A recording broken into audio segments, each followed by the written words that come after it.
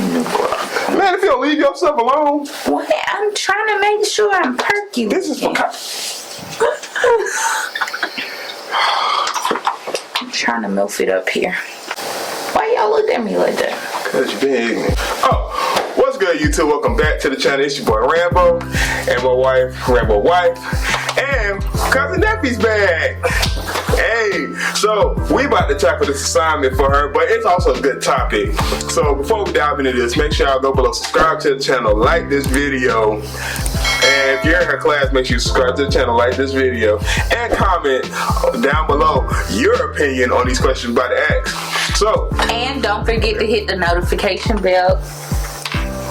I didn't say anything. Keep going. Don't forget to hit the notification bell so every time Malik or we drop a video, you will be notified. My name is Rambo. I'm Malik. Oh God. Oh God, we're not doing that. Make sure you hit the notification bell so every time Rambo drops a video, you'll be notified. Alright, so we're gonna switch it up this week. Welcome to Story Time with Neffe. With me.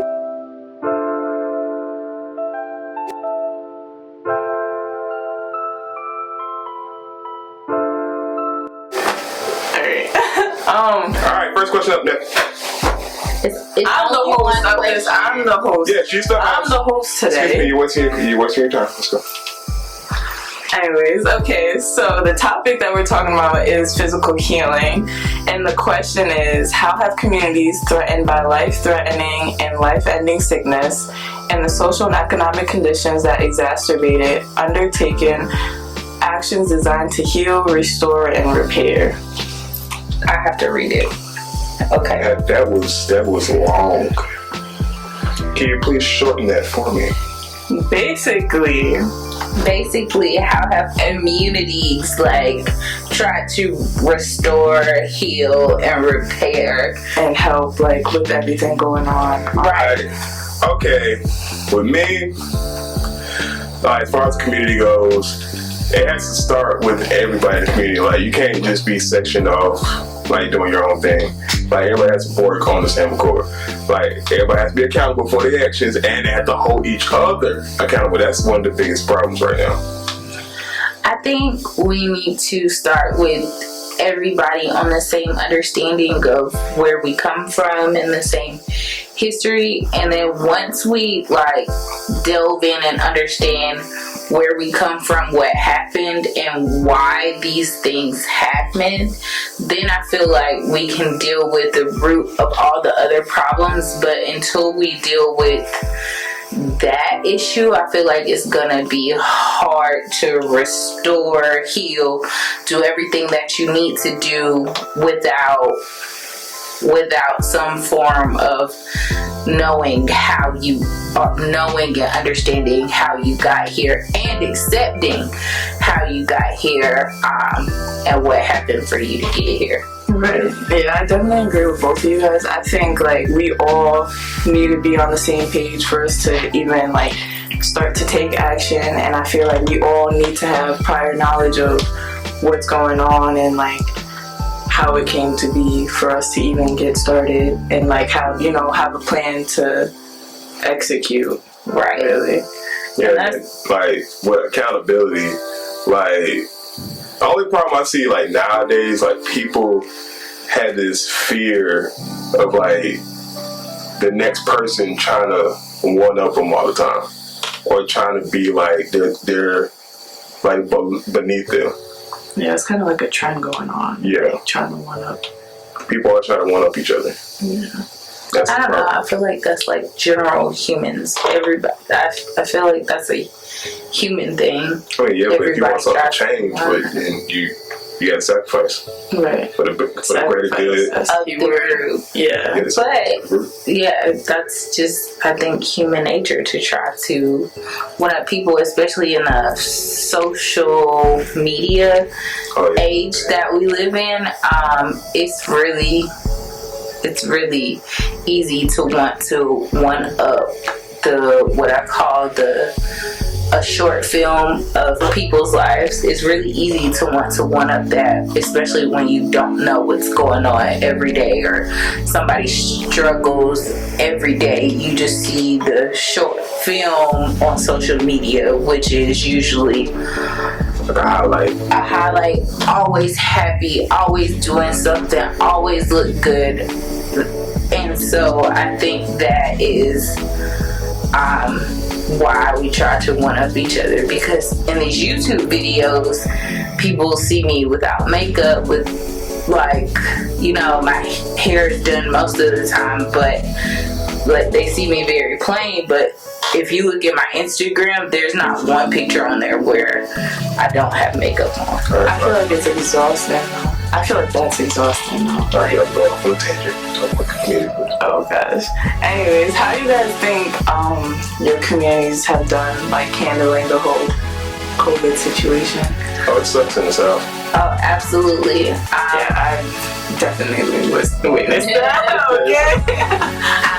I don't think that I think people play politics in what should have been very easily something that is scientific. The scientists know what they're talking about. They went to school for years and years and years to learn how to study this, to fight this, to develop vaccines.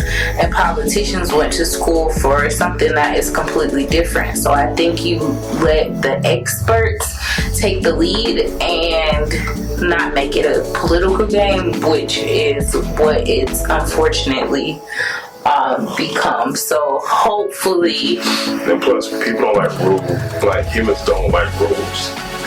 So Humans like, don't like to follow rules. yeah, they don't like. I think Americans don't like to follow rules. No, it means everybody in general. Like, because like even when I was police, there's people out there that don't follow rules. It's just you feel like confined. That's what. Yeah, like you want to be free. Like they say, this is the land of the free, but you're confined to all these rules. Yeah. Like, Well, like speaking on like But it's again to help the greater good. Sorry. speaking on from the north, because I'm from Connecticut, so speaking on like Connecticut's behalf, I feel like the north in general has like done exceptionally better than the south, because our rules were more enforced up there. Like, I remember a certain time when COVID like first started, we had curfew. Like no businesses, no shops or anything could be open past 7:30 or 8 o'clock, and like everybody had to be inside before like 9 or like whatever the time was. And like it was just also to like just restrict everything that was going on, like, you know, like the passing by and stuff like that, just trying to confine, like, you know, lessen the numbers, I guess you would say. But yeah, I feel like you guys just don't know what the word social distance means down here. Like, even like, I know we had like closed our borders. Rhode Island, New Jersey, New York, and Connecticut had closed their borders to like certain states because of like the high numbers that you guys had. And dang, there was this other thing I was about to say, another point I was going to bring up, but it definitely left my mind. But yeah, I mean, I completely agree, but I also believe that Connecticut has a Democratic government. Yeah, I was also going to say, you guys are red states. Okay, without getting into politics. Okay, but Not playing politics. Again, I think that may have something to do with it. definitely You a should- part. You should let the experts in the subject lead. That's all I'm saying. Policy should come from politicians and science should come from scientists. That's my opinion. Okay. Yeah. All right. Next question. Okay, so the main point, or what we're tying it to, is Next question. what solutions to the current twin biological and social pandemic can be found by studying both previous social contributions and unresolved conceptual and intellectual challenges facing HBCUs? You look lost. You look shocked. I am so lost. He looks shocked. So I'm gonna go ahead and start this one Can out. somebody break this question down for me, please? Basically asking, so the twin biological and social social pandemic is talking about the social unrest that like the Black community has had with all like the trials and tribulations that we face this year. Yeah. With the whole like, you know, Black Lives Matter movement, and then on top of that, the COVID, the pandemic. Oh, Right. Okay. And how it's affected HBCU specifically. Right. Oh, Previous okay. and future. And I think previously, it was such a community feeling, like pre-civil rights. HBCUs were our school. We had no other choice but to go to a HBCU. So many doctors, so many lawyers, politicians understood because they went to a HBCU, and I felt like they were more attached to what we had going on. And some people are just not attached and they have no idea what's going on. But it was easier to do that, I feel like, if you went to a HBCU, because there's such a wide variety of people at a HBCU. And so I think that is a part of something that has to do with like the healing and the understanding that I was talking about earlier, understanding why HBCUs exist and why we should still continue to support them. Yeah. Hey, if you want something, you gotta talk. Anyways, really, I think like throughout all the turmoil that was like going on with the Black Lives Matter movement, I feel like HBCUs really like took a hit there, or took a blow there, because, you know, during all of this, we would all, you know, come together and try to help the situation, or like, you know, go out there and protest and like do whatever we can, because that's our community. Like, we feel a loss to our community. So for as like COVID wise, I don't really know what to say. I feel like, I mean, I could say that it has hurt. For me, saying Howard specifically, because it's a private HBCU, so we get our funding from, it's like basically tuition dependent. Like, they depend on our money to keep the facility, you know, going. So I feel like that kind of tuition and donors. Exactly. So that really put a dent not being on campus, because we didn't have to pay tuition this semester. And athletics. Exactly. And it's also going to put like an even more dent, because I'm also not going to be on campus next semester either. So, you know, it's just, and financial wise, it's definitely hurting us. Definitely. Absolutely. A lot of schools got to cut out athletic programs. Or just cut out like or switch like, seasons, which causes lots of stuff. If you switch seasons with classes, that can mess up somebody's graduation schedule. Right. Yeah, that's why I forced my credits in there whenever they was available. Do you want to add credits? Yes, I do. It costs extra. I don't care. Charge it to the game, though. Well, I just think that the hit is as far as the student experience, because college is a social experience as much as it's an academic experience as well. College is where you really find yourself. Right. I completely agree. Because most kids most people that are in college, they're away from home. So you got to figure yourself out and how you gonna survive. Exactly. So that's a really big hit on like people developing, like especially high schoolers developing into adults. That's like a really big hit. And also, a lot of times you don't have. I'm sorry, I thought you were finished. Yeah, I forgot what I was going to say. A lot of times he said that you were first away from home, and a lot of times you have very little money to go on, so you have to be very resourceful. And I think that teaches you something about yourself. Are you a hustler? Are you a saver? Are you a worker? What are you? So there's all of these different. You really just find your niche. Yeah. You may not find your career, but you can find a niche in college. Go ahead. Like when I was in college, I learned that I could make a really mean peanut butter jelly sandwich. Okay. Right. Okay. Anyways, definitely agree with you guys. It's a social experience. But I also feel like in this day with COVID going on, it definitely forced like a lot of me and my peers to mature like early, because like reality just hit us out of nowhere. Like one day we was going to school, and then the next day we never went back to school. Like, and it forced us to like just not even just threw us into reality, really. Yeah. Like it wasn't like we were chauffeured in. It just showed the world that the world can change like that. Exactly. Yeah. Right.